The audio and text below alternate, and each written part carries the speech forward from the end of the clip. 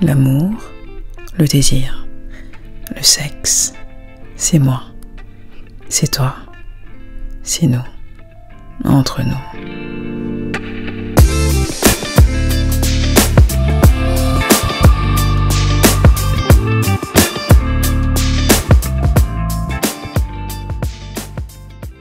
Bonjour à toutes et à tous, bienvenue dans ce nouvel épisode de ce podcast et encore une fois avec mon partenaire. Bonjour Shri. Bonjour à toutes et à tous. Comment vas-tu? Très très bien, très très bien. La nouvelle année vient de commencer, donc beaucoup de bonnes choses en perspective. On ne peut qu'aller bien. Et plein de nouveaux projets? Plein de nouveaux projets. Oh là là. L'engouement du début d'année, c'est génial, hein. Effectivement. Le début d'année avec plein de projets, plein de nouveaux objectifs, etc., etc. Tout ce qu'on souhaite, c'est que ça tienne jusqu'à la fin. C'est ce que je te souhaite en tout cas. Merci, pareillement. Merci. Alors, le sujet du jour, très épineux, n'est-ce pas? En tout cas, aujourd'hui, je pense que on pourrait se fâcher. N'est-ce pas? Qu'est-ce qui excite les hommes? Qu'est-ce qui excite les hommes? Ah là là. Et qu'est-ce qui excite les femmes par la même occasion? Et qu'est-ce qui excite les femmes aussi? Alors, je te laisse la main. Qu'est-ce qui excite les hommes, chérie? Dis-moi. Tellement de choses, mais je pense que... Quel est le premier truc, en fait? La première chose qui excite un homme, c'est bien évidemment ce qu'il voit. Je pense que c'est la même chose pour tout le monde. Attends, il voit. Quand tu dis ce qu'il voit, je veux dire, tu peux voir plein de choses. Quand tu regardes le corps d'une femme, il y a plein de choses qui se prêtent à ton regard. Donc, il voit quoi? Bien sûr, et je détaille quand je dis ce qu'il voit. C'est effectivement, en fonction du corps de la personne qu'il regarde, l'intérêt se porte sur ce qu'il préfère. Et ça peut être tant bien les jambes que la coiffure, que les cheveux, que la poitrine aussi, certainement, ou les fesses tout simplement. En matière de statistiques, quelle est la première chose que les hommes regardent chez une femme? Ben, la question est plutôt complexe, parce que il y a une dimension générationnelle à cette réponse. Donc, la tranche des 35-44 ans sont plus attirés par les fesses, à savoir 26% d'eux, des hommes entre 35 et 44 ans sont attirés par les fesses. Et ensuite, la tranche 45-54 ans, à hauteur de 15%, eux aussi sont attirés par les fesses, et 55 ans et plus, à hauteur de 18%. Et je me faisais cette petite réflexion, et je me disais, mais fondamentalement parlant, c'est normal, et c'est un peu ce qu'on a vu dans la société. Et quand on regarde effectivement, je prends l'exemple des publicités, les publicités que nos vieux regardaient étaient effectivement plutôt axées sur, je suis désolé de le dire comme ça, mais sur les hanches et la chute de rein. Et donc c'était bien à l'époque, et je me rappelle de discussions que j'avais notamment avec certains oncles, c'était bien à l'époque pour eux d'avoir une femme qui avait un bassin, des hanches solides et des fesses volumineuses, parce que ça veut dire alors que c'était quelqu'un qui signe était... de procréation. Exactement, qui était prédisposé à pouvoir accueillir une grande famille, on va dire, en tout cas procréer une grande famille. Et par la suite, je trouve qu'il y a eu un changement, effectivement, c'était plus sur l'accent était plus posé sur la poitrine et sur les seins. Et c'est ce qu'on voyait un petit peu à la télé, et donc là je m'en réfère à ce que moi je voyais à l'époque quand j'étais petit, dans les films, et particulièrement les films français, je sais pas pourquoi, mais il y avait toujours... French movie. Exactement, il y avait toujours un moment ou un autre, une paire de seins ou une poitrine visible. D'accord, ok. Alors que maintenant, quand je regarde les pubs que je vois, et pour discuter un petit peu avec mes mes plus jeunes cousins et mes petits frères, comme je les appelle, ils sont plutôt effectivement attirés par les fesses. C'est ce qui tourne sur Instagram, c'est ce qui... comment faire pour avoir un fessier. Tout le monde est en train de squatter, faire des squats, faire tout ce qu'on peut pour avoir de jolies fesses. D'accord. Mais c'est fou, hein, parce que, en fait, parfois on a tendance à penser que les femmes regardent plus dans le détail, mais pour le coup, moi j'aurais un tout autre discours, pardon. Si tu me demandes, par exemple, qu'est-ce qui pourrait, moi, m'exciter, ou bien des femmes, j'avais posé la question à des femmes, des jeunes femmes de mon entourage. Et ce qui est marrant, c'est que ce qui est ressorti, c'est qu'on va regarder peut-être l'homme dans la globalité. On va le trouver séduisant, je veux dire physiquement d'une certaine façon, mais il y a un trait qui est ressorti. Si physiquement on le trouve à notre goût et qu'en plus il a un beau sourire, ça c'est attirant, tu vois. Okay. Donc, on n'était pas vraiment en train de regarder, ouais, il a des pecs, il a un ventre plat, il a une belle carrure, je te promets. Le six-pack ne vous... Pas nécessairement, vraiment pas. Je veux dire, limite, il peut même avoir un petit bidou, tu vois. À partir du moment où, dans l'ensemble, il y a du charme, on est OK avec ça. Ok. Tu vois, il peut même être chauve, il n'y a aucun souci. Ok. Si le rendu dans l'ensemble est ok, on n'a pas de souci avec ça. Mais il y a un truc, et ça c'est vrai, plusieurs femmes me l'ont dit, le sourire. Je veux dire, tout ce qui se dégage en fait quand il sourit, l'expression de ses yeux, l'expression, enfin sa bouche, enfin l'expression de son visage en fait. Ça c'est un truc... Messieurs, travaillez votre sourire, quoi, parce que... Le conseil est lancé. Je pense qu'il y a quelques-uns qui seront devant la vitre de leur salle de bain dès l'écoute du podcast. Ouais, tu vois. Et maintenant, après, je pense, au-delà de cet aspect physique, il y a certainement d'autres traits, d'autres paramètres qui vont faire en sorte que, bon, on soit davantage attiré par un homme ou un autre. On en avait parlé un tout petit peu en off, et j'avais parlé par exemple des mains. Les mains. Et le fait de regarder les mains, et il y a ce côté visuel des mains et il y a un côté un peu fantasme des mains qui fait que tu regardes les mains et tu imagines, ok, ces mains par exemple au niveau du bas de mon dos, qu'est-ce que ça provoquerait comme effet? Tu vois, tu as ce combo des deux là qui quelque part te stimule, mais voilà, il faudrait avoir un imaginaire érotique, fantasmatique un tout petit peu développé, parce qu'il y a des gens qui ont du mal à avoir des fantasmes, ça arrive aussi. Donc voilà. Et quelle est pour toi la deuxième chose qui pourrait exciter les femmes? Qui pourrait exciter les femmes? Oui. Les hommes, pardon. Autant pour moi. Qui pourrait exciter les hommes, oui. Mais tu mentionnes cet imaginaire de fantasme. Et je crois qu'il y a une dimension qui est clé chez l'homme, qui est primordiale.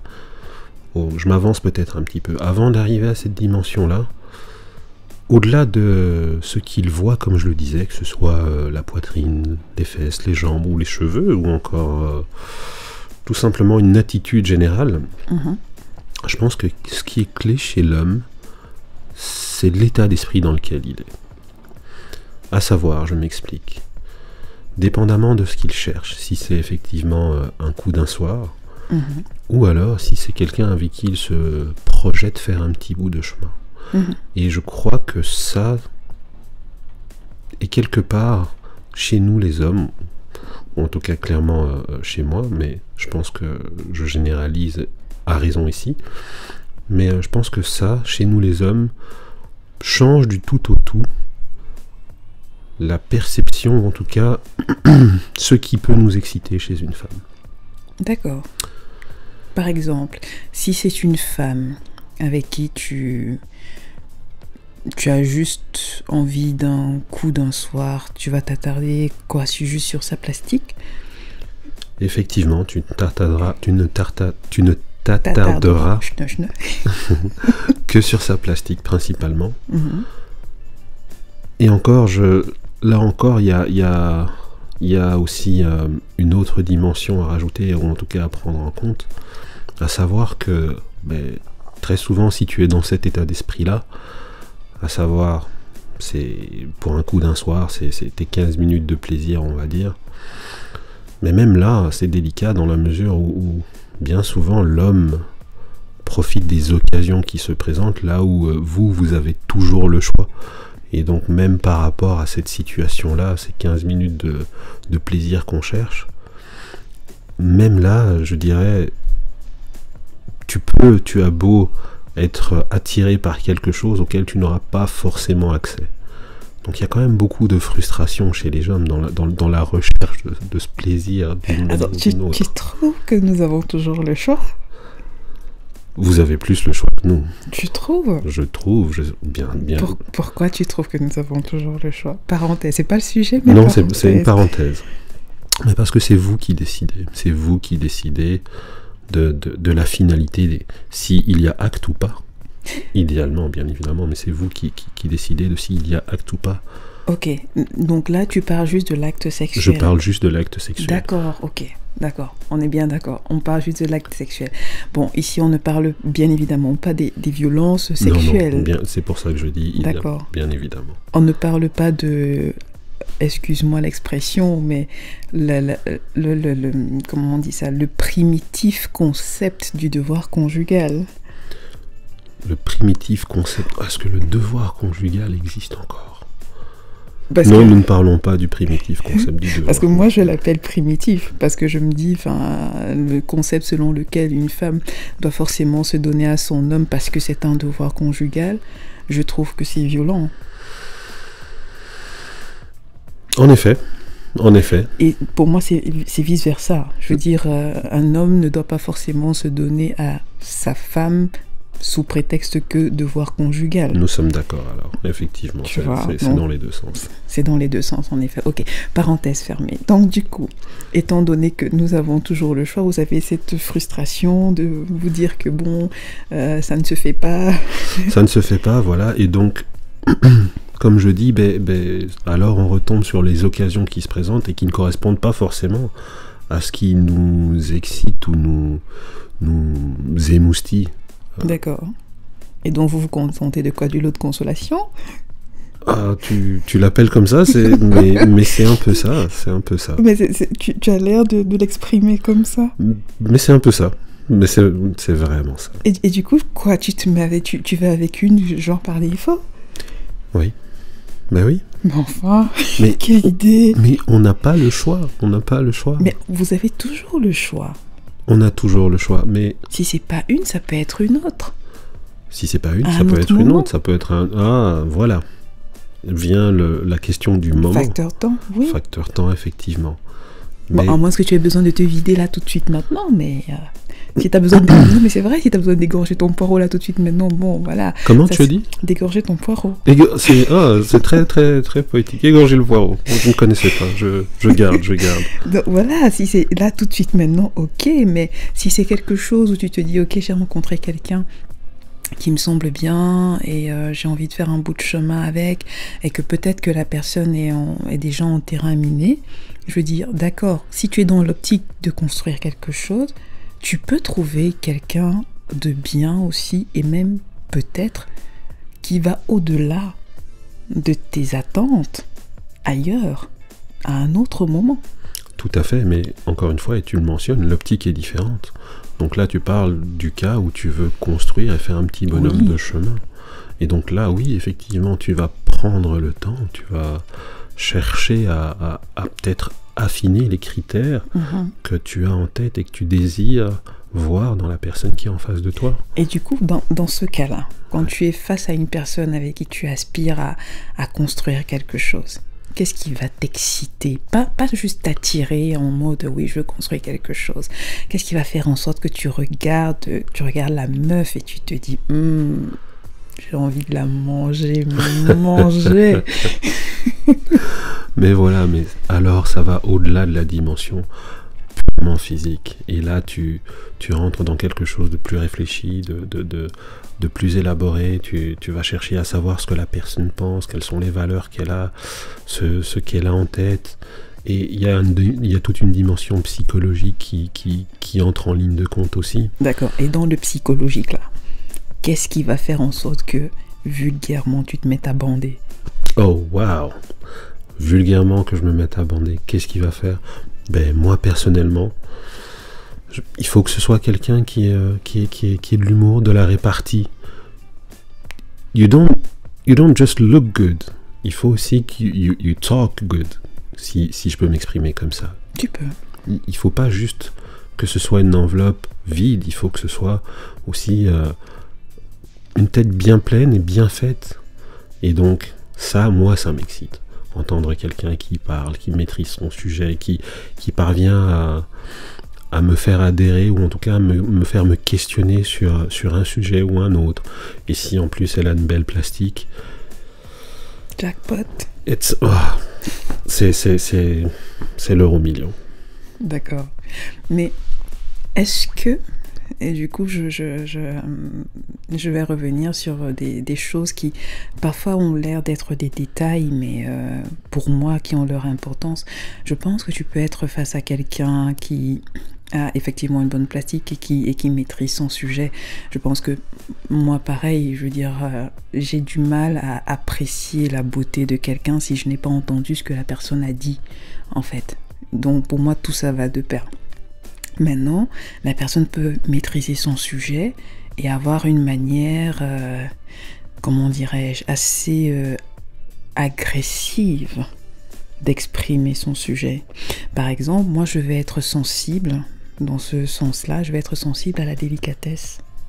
Tu vois, je vais être sensible à, pas forcément je ne dirais pas de la gentillesse, mais vraiment la délicatesse. Pour moi, la délicatesse, le simple fait, par exemple, de me tenir la porte. Je trouve que ce sont des... Comme je dis souvent, je suis de la vieille école. Et je trouve que ce sont des attitudes, des gestes qui se perdent. Et pour moi, je trouve que c'est tellement délicat, c'est tellement galant, que moi, ça me... Waouh. So nice. Non, Tu effectivement, nous sommes encore peu de chevaliers à pratiquer. Non mais c'est vrai, il y en a de moins en moins. Hein. Non, je suis d'accord. Dans le fait de tenir la porte, le fait tu vois, le fait par exemple de... Tu vois, dernièrement, enfin, quand on s'est retrouvés et puis tu me proposes de tenir mon sac. Rien que ça, tu te dis, oh waouh. Il a tenu mon sac, quoi, non, tu vois. Ça, ce sont des choses qui fatalement, moi, ça me met en sécurité. Tu vois, ça fait du bien d'avoir quelqu'un qui a ces gestes de délicatesse, en fait. Non, je comprends tout à fait.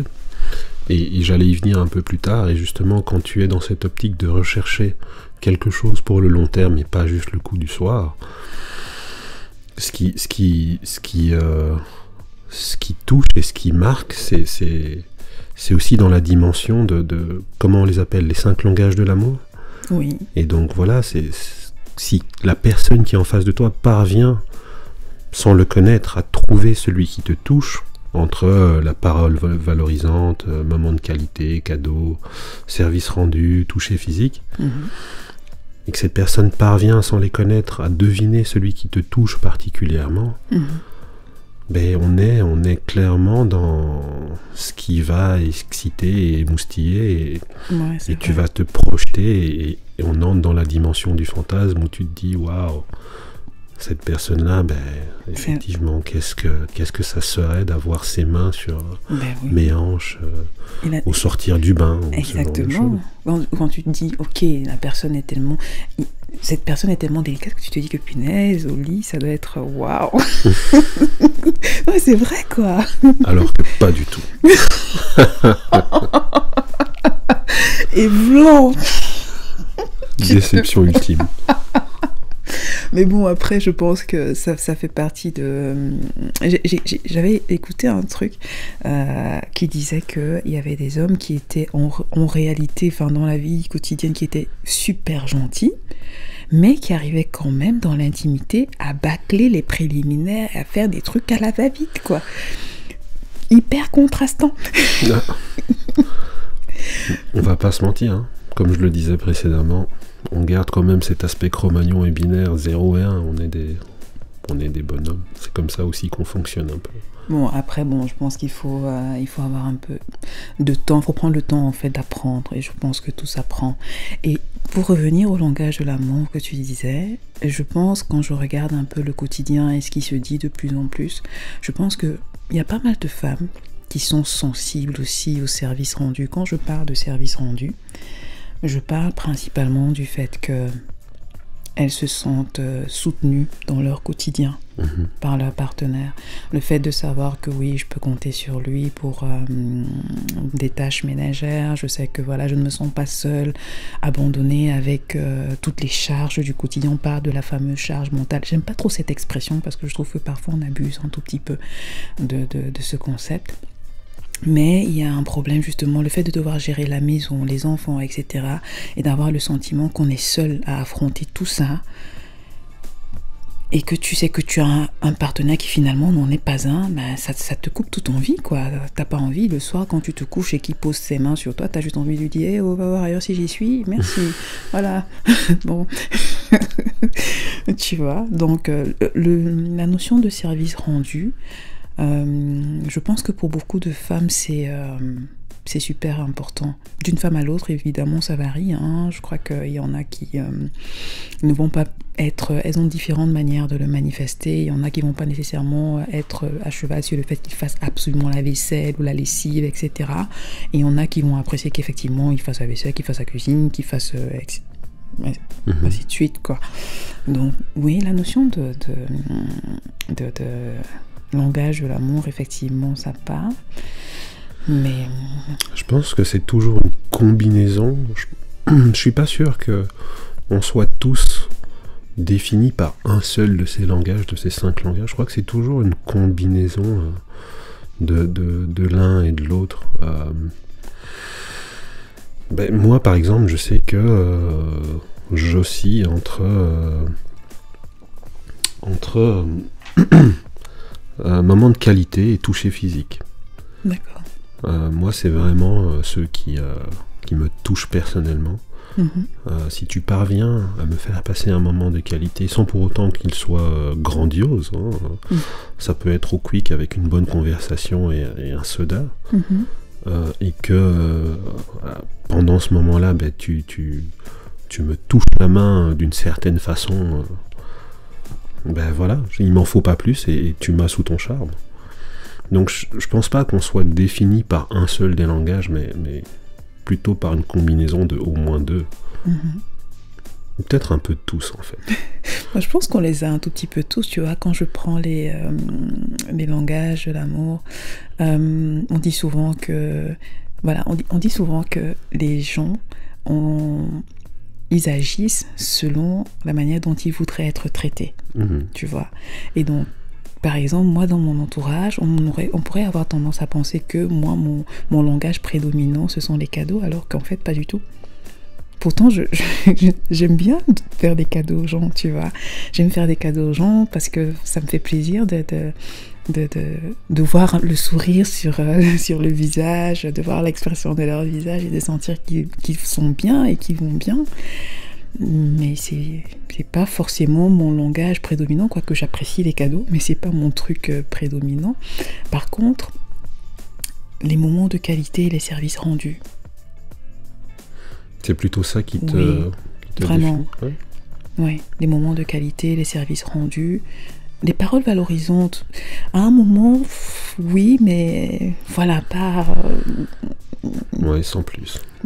Ça, oui, je pense que ça a son importance, tu vois. Ça fait toujours du bien d'entendre, de se sentir boosté par son partenaire, par sa partenaire. Ça fait toujours quelque chose. Mais c'est pas le premier truc. C'est pas il est pas au premier rang, quoi. Non, j'entends bien, je comprends. Après, parole valorisante, dans mon cas, c'est pas... J'y accorde vraiment peu d'importance, dans la mesure où on n'entre pas dans la parole dévalorisante. Tant que c'est pas le cas, je t'avoue que il passe à la trappe, clairement.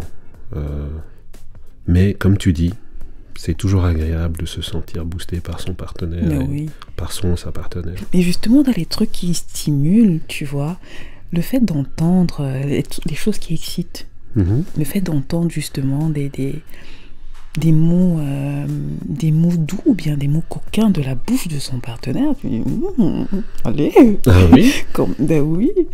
Et je sais pas, j'ai un truc avec le regard. Ok. Tu vois, le fait de voir dans le regard de l'autre que l'autre te désire, ça excite. Clairement. En vrai. Mais c'est la base. Pour moi, c'est la base. Sentir ce regard qui se pose sur toi, qui te gêne même presque. Tu ne sais plus où te mettre, tu ne sais plus comment t'asseoir. Il te mange du regard. Tu commences à transpirer vêtements, tu te dis, oh là là, qu'est-ce qui se passe? Mais en vrai, hein, tu sens des picotements dans le dos, tu sens que t'as chaud et tout, punaise, tu transpires. Ouais. Et c'est là, et comme on disait en off également, tout ça, on joue avec les 5 sens en matière de sexualité, que ce soit le regard, que ce soit le toucher, que ce soit l'odorat, le kinesthésique, le goût. Exactement. Donc, dans ce qui excite, il y a plein de choses qui peuvent aussi stimuler. Je te parlais de l'odeur, du parfum. Je trouve que c'est un homme qui sent pas bon, c'est pas excitant, quoi. Non, mais en vrai, tu as raison. Un homme qui sent pas bon, c'est pas excitant. Mais tu as raison, mais c'est tellement difficile de nos jours parce que tout le monde sent bon, tout le monde se parfume, tout le monde. Mais tu sais, en fait, je pense, comme je disais, il faut faire la différence entre l'odeur de l'homme et juste le parfum. On parlait de ce parfum-là que je ne vais pas citer, que tous les hommes se mettent dessus, que j'ai en horreur parce que ça sent à tous les coins de rue, quoi. On peut le citer. C'est quoi? C'était Sauvage. Sauvage. Tu dis, oh putain, je n'en peux plus de ce parfum. Donc messieurs, si vous croisez le docteur Paul Moucko et que vous portez Sauvage, faites demi-tour. À fond, je n'en peux plus de ce parfum. C'est comme, c'est à croire qu'il n'y a plus de parfum en parfumerie, quoi. Non, c'est énorme. Tout le monde, partout, tout le temps. Ils le mettent tous. Je dis, je sais pas moi, aller chez Hermès, ils ont des trucs sympas. Il y a l'autre, là, comment il s'appelle, Azaro, il fait des trucs super. Allez-y, si vous ne pouvez pas aller vous prendre des parfums de niche, allez là-bas. Qu'est-ce que ça... Enfin, soit. Mais je parlais vraiment Et comme je te disais, un homme peut mettre un parfum, un autre le met, ça sent pas pareil. Effectivement. Tu vois, et moi je suis super sensible à ça. Le fait de pouvoir te loger dans le creux du cou de ton âme et dire mon Dieu, tu as envie de bouffer son cou, quoi. Tu vois, là, ils sont trop bons. Mais c'est ça en fait. Je veux dire, ce qui t'excite, c'est tout ce qui va stimuler tes sens, qui va t'émoustiller de l'intérieur, qui va faire en sorte que voilà, tu te sens bien, tu te sens valorisé, tu as juste le sentiment d'être la plus belle femme et la femme la plus importante de la Terre pour lui. Bêtement, et rien que ça t'excite. Tu vois ? Au moins pour 15 minutes. Pour certains. En fonction même des moments, il y a des situations où tu es tellement en contact et tes sens sont tellement émoustillés que tu peux te sentir bien, excité et attiré même pendant plusieurs jours. En vrai, oui, bon, bien sûr. Wow. Mais ça pourra faire l'objet d'un autre podcast.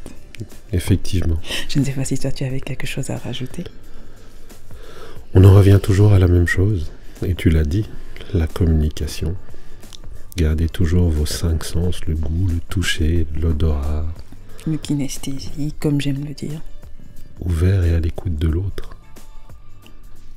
C'est tout. C'est ma conclusion encore une fois. C'est un peu lassant, j'ai toujours la même conclusion. Mais change un tout petit peu. Ça va. À l'occasion. Ça va, pour le prochain épisode. Pour le prochain épisode. Merci en tout cas. Merci à toi, docteur. Et quant à vous, je vous remercie également, nous vous remercions d'avoir participé, assisté, écouté cet épisode et nous vous souhaitons de prendre soin de vous, c'est ça hein? C'est ça, et n'hésitez pas à nous mettre dans les commentaires, à partager aussi avec nous qu'est-ce qui vous excite, qu'est-ce qui vous émoustille. Soyez pas timide, hein. On parle en mode freestyle, on parle de sexualité, donc soyez pas timide, lâchez-vous. Et nous vous disons à très très très bientôt pour une thématique encore plus épicée. Ouh là là, ça fait déjà peur. Tu as peur? Mais non, ça va être cool. Allez, prenez soin de vous les amis et à très bientôt. À très bientôt.